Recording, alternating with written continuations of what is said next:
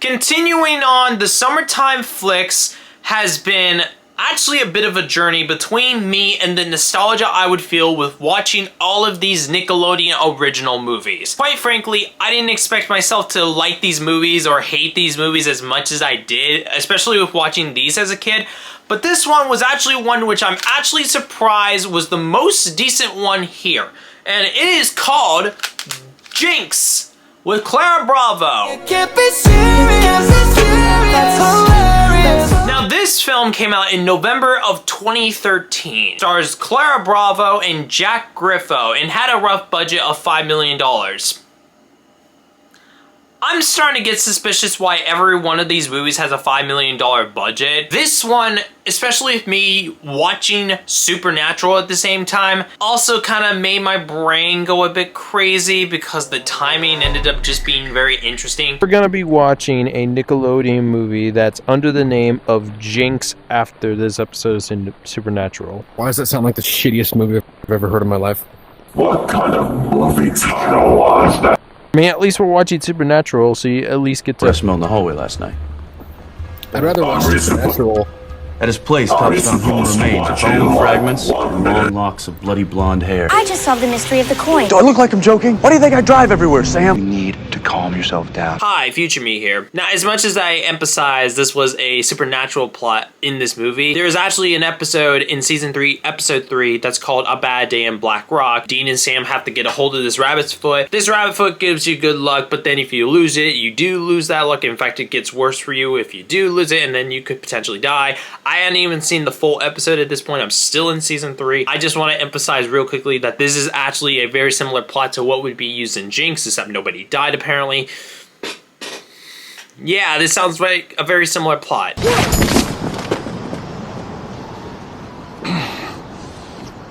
Wow, you suck. We start off with Meg, who is a part of the family of the Murphys. She doesn't look great at first. We get a better impression of her once we skip forward a little bit, and we slowly get to meet the family. The dad, the mother, the baby, and then particularly the baby brother, who is a skateboarder, obviously. Obviously this is a 90s kid. Just a 90s Tony Hawk that's just stuffed into a teenage boy's body.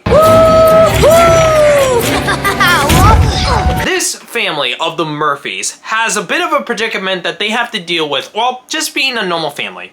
Well, besides one massive crucial detail, and I'm gonna have to read this carefully. They are cursed by something? I'm Meg Murphy, and today begins what I know will be the greatest summer ever. Being me can be exhausting. My life is a little strained. This curse is so bad, they're actually having to move out of their own house in a quick and orderly fashion before the house falls down. Just because, hey, why don't I use a broom to get a cereal box down? I know you don't like bacon, there's cereal up there.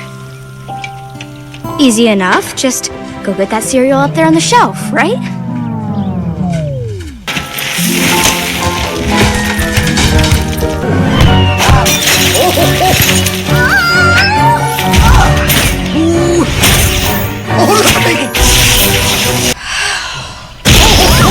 Why? Never mind. Right moves! Hello! This is the very beginning of the summer, how the summer goes, with a massive crucial detail that this is not the first time this has happened. In fact, it's the 4th time this year. Hey! Still works.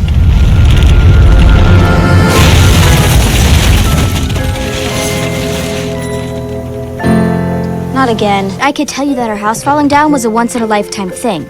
But this was the 4th time it had happened.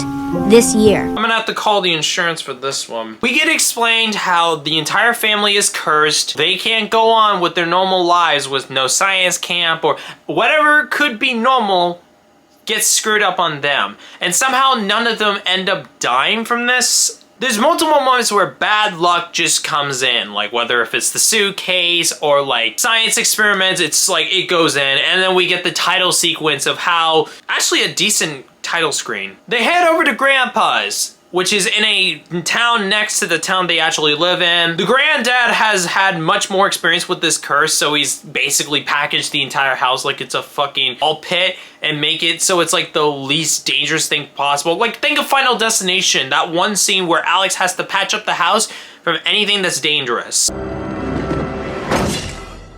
Tried to capitalize, but I caught you. This is sounding a little similar to that, if I'm being honest. Now, Meg is not happy with her life. She's wanting to just live a normal life without the curse. Now, the other family members have gotten more used to it. The grandpa, obviously, has just gone in full insane mode with the packaging. Like, the mother and the dad, just the dad, because he just does stuff to where it's like, oh, I want to see if something's broken or something's gonna go wrong, and then actually sends those reports over to the actual business themselves, which actually is a really good business venture, because it means that even if something fails, it's actually a case where you get lucky with that. I don't know how the bad luck decides, hey, why don't we just make the shit work and then make your business fail? We never get to explain any of that. Made by Matayama Industries. If I can figure out what could go wrong with this by Monday, they said I could test all their products, which could mean big time. Multiple moments where Meg decides, I want to talk and try to break this curse. Parents are trying their best to just keep that off of them. In fact, the mother buys off the daughter and says, go have fun at the festival, which is actually happening this week, by the way. How you handle it is what matters. You know the best way to handle our problems? Get rid of the curse. Okay, sweetie, could you just let it go maybe and enjoy your vacation? But there's gotta be a way. We slowly get introduced to a couple different characters. Two of them, in fact, which are very important to the story. Ivory and Brett. Now, hold on. I found these monkey socks first. Come on. Really? Both of these characters are here in this festival. Ivory has had many bad experiences thanks to Meg's whole Hurricane Meg thing, which we learn later in the story, but then you got Brett, who's the actual love interest from Meg in this story, even when bad luck decides, I'm gonna slap the shit out of him. Only the sea would leave me alone! Oh, I'm so sorry, I really didn't mean to. Wow, got a strong right hook there, Meg. Ooh, that's gonna hurt.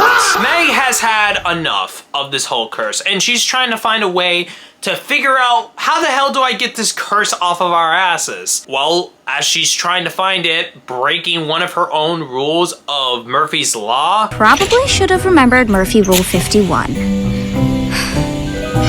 Never use matches. Don't use matches. She finds the book. Unbelievable! We've suffered generations because people saw her underwear? Dude, sorority girls. Think we'll see a naked pillow fight? Yeah, the book that her granddad actually ended up writing to give the experience of like how I was luckiest guy in the whole town. Some witch decided because I kissed another girl. Go! Never want to talk to you again, Tommy Murphy. Violet means nothing to me. So you're wearing your grandma's underwear. I don't care. I curse you and every other no-good Murphy forever. Yeah, turns out that witches do exist. This is really starting to turn into a supernatural episode at this point. Where the fuck is Dean and Sam in all of this? Think we'll see a naked pillow fight? As she discovers the lore of how the whole curse works, how the whole curse was upheld upon to the Murphys, which it's just the Murphys, not the heritage or specifically who is Eddie Murphy cursed. She has to find a way to break the curse, which in itself is actually involved with this newspaper right here, which is Man Floods Downtown. Brother also wants to get involved in this too, since he wants some really good money, which, okay, side note by the way, the brother in itself is very successful. How successful? Well, the whole skateboarding business that he has. Skateboarding business, because I don't want to say it's a business in itself. He runs a YouTube channel, actually O Vision channel. It sounds like something you'd find on Zoe 101. This channel has 79,000 subscribers for failing skateboarding tricks. And somehow these videos get millions of views and then also millions of likes. I've been doing this channel for almost 9 fucking years. Hey Dad, can I have some this?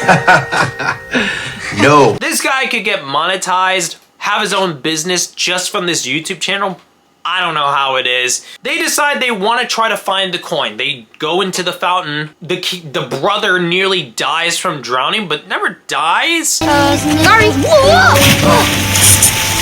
Like, some of the characters are just in almost full-blown dying scenarios, but yet they just never die. They decide they really want to try to find this coin and try to transfer the coin to the O'Learys. Give it to the next O'Leary, but be sure they take a cherry. Great-great-grandpa Tommy was cursed with the magic coin. That's what was flipped.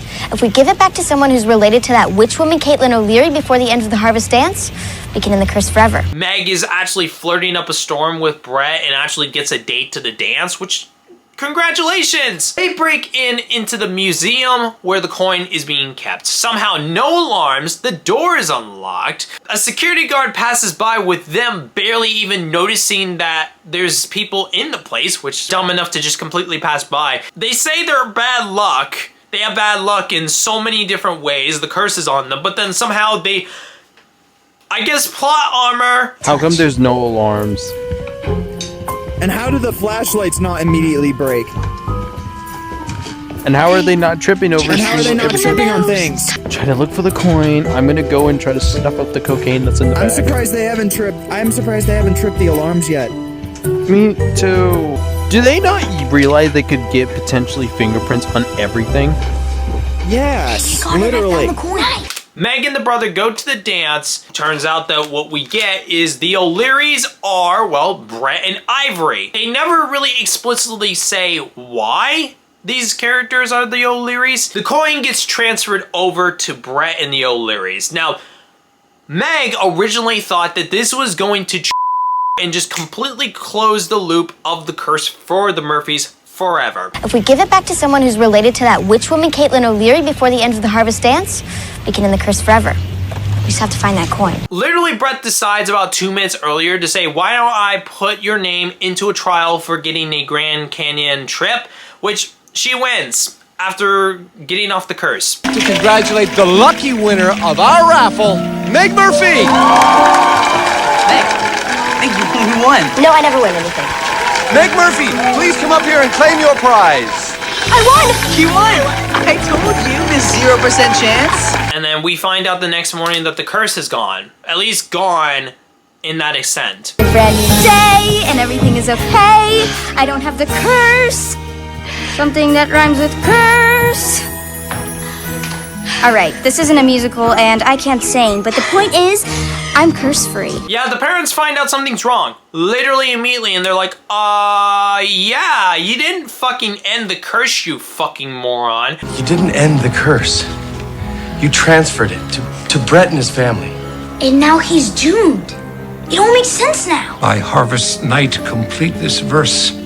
And the O'Learys shall receive the curse. You went out of your way to transfer it to the O'Learys, which means they have the same curses we did, in the worst way possible. I'm gonna kill my boyfriend before I get my first kiss. Hunt that little bitch down. Now, even though Meg is completely ashamed of the idea of transferring the curse to the O'Learys, she has to go with it. The mother convinces her, you have to save it. Look at the diary. The curse must be broken by the end of the festival, not the dance. The festival, back then, the dance was the very last event. But it isn't anymore. The festival doesn't end until the closing ceremony. So that means I can still take the curse back from Brett. Yeah. I'm going to his house. They actually realize, oh, the closing ceremonies are the last events of the festival. Guess who's closing the festival? Whoa! Sorry, my sir. It's been kind of a crazy day. Meg has to try saving Brett from this whole thing of the curse. Goes to the O'Learys, and then the house falls down to them. Angry monkey getting gum in their hair, which, okay. And then just falling in a bunch of mud. I need a break. Ivy! Ooh, are you okay? Meg has to try to climb up the clock tower, save his ass, convince him that he's cursed. Obviously, she convinced him before the coin was given off. I gave you a curse. What? You see, my family was cursed with bad luck by a witch, and then I sort of gave it to you. And then, better yet, it just... Give me the coin. Give her the coin, idiot! Okay.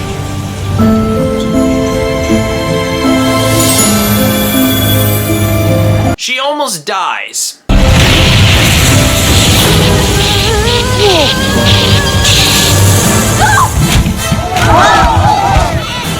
I can't watch this. Fuck, I can't watch it. Brett saves her.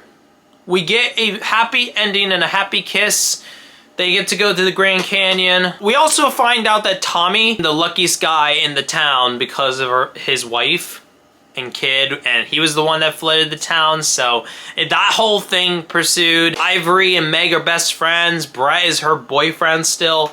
And then the movie ends with an Adam Levine song. Now, this movie was about an hour long. We obviously had a plot that in itself was fine enough as it is. But I want to quickly go into a bit of a deeper lore of this as well. The baseline of how the lore works for this curse is that obviously you have Tommy, who ended up cheating on the girl, Kathleen O'Leary, at the coin, who affected all Murphys, apparently. All the Murphys, the future Murphys. The flood would be happening June 22nd, 1922. So this whole thing, up to this point, that's pretty much what had happened, at least for the beginning of the curse. We never explain when the event happens or any of that. Now, how the curse gets upon the Murphys is not exactly explained in the best way possible. In fact, there are some plot holes of the curse. For one, the mother, who's played by Keegan Connor, the mother did not become a Murphy until after she had married the dad. The reason why we know this is literally she said she had not used a curling iron after she had become a Murphy, and when the curse was lifted, she decided to take advantage of that.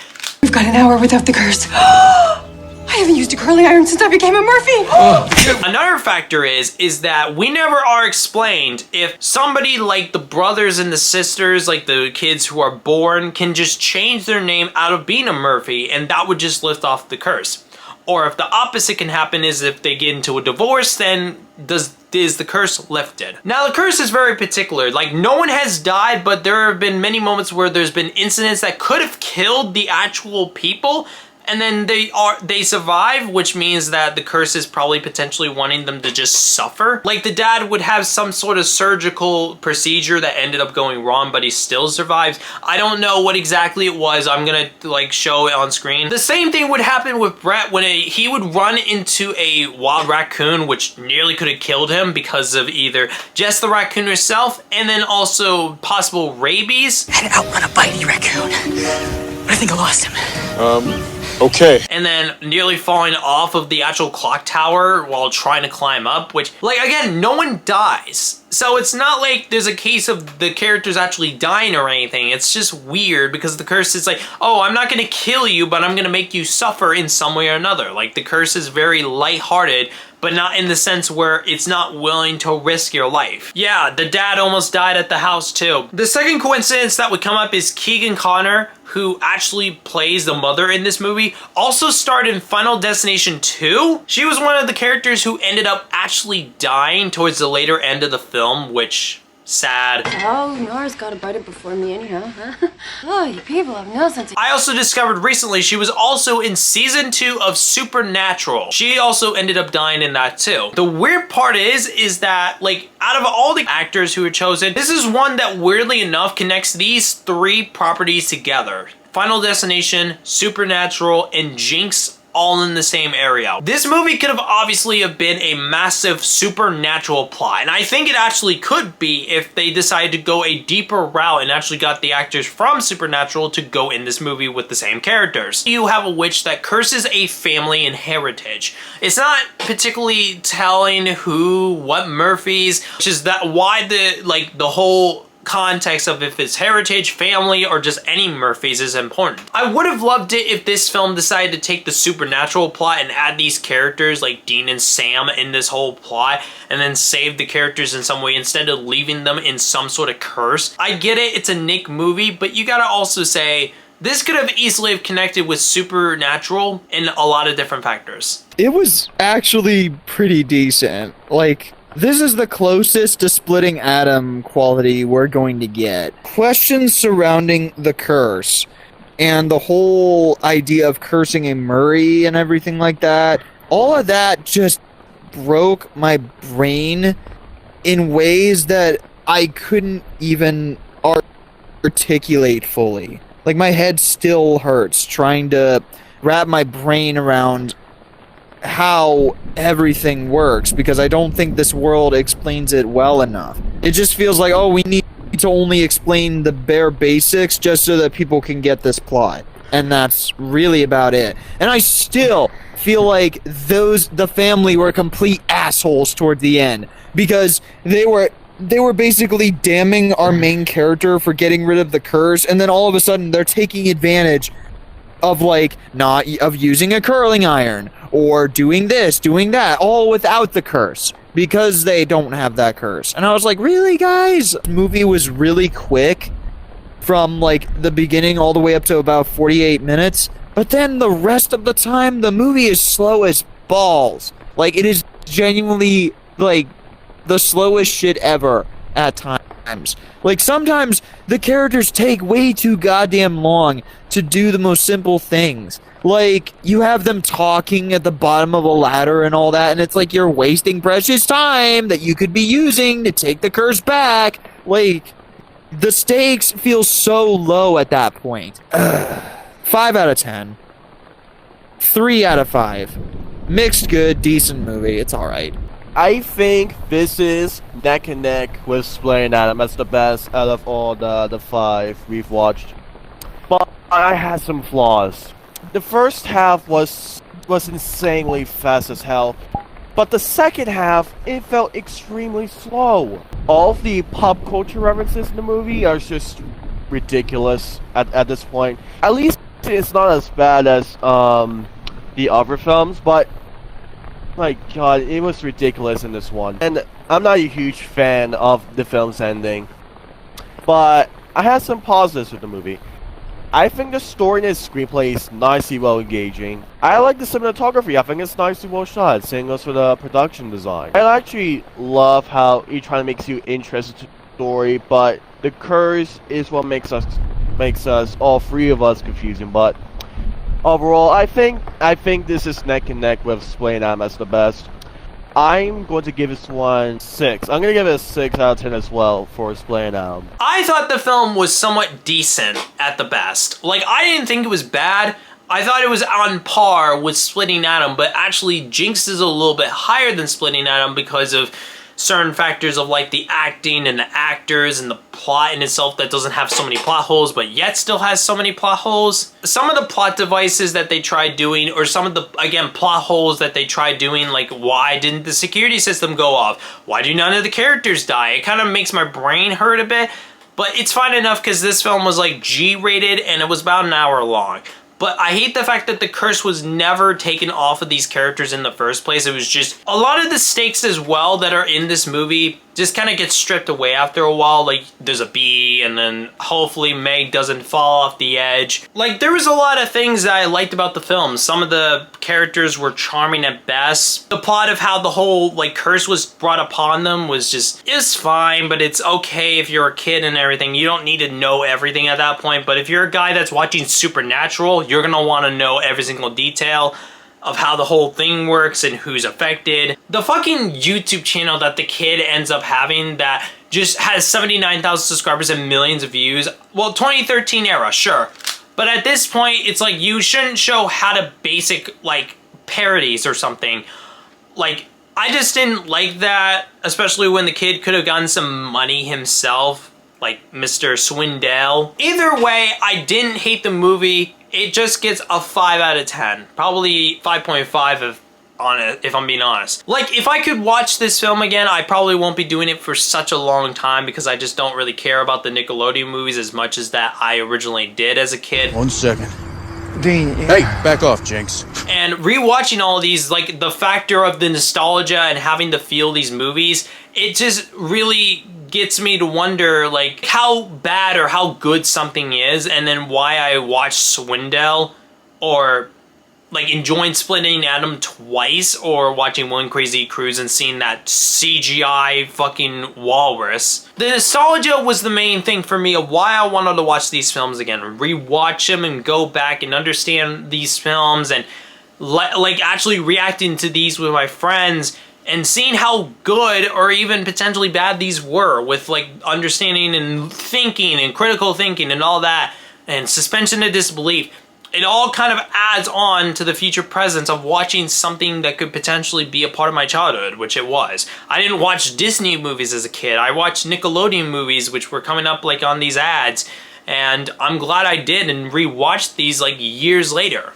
And I'm happy to say that at least I know that these ones I genuinely enjoyed in some way or another. Some of them were boring at best, but then some of them were actually good enough to be a decent film that I could somewhat rewatch. I'm glad I rewatched all these. But there's also another page that I have to turn, which is watching the Nickelodeon movies I haven't seen. But that's going to be for another video. That's going to be for another month. So, I hope all you guys enjoyed. Comment down below what you guys thought of Jinx or any of these Nickelodeon movies below. Hasta la pasta. I'm gonna go and play with my fucking sidekick now. What the hell are you doing here? I checked myself out. Are you crazy? I'm not gonna die in a hospital when the nurses aren't even on.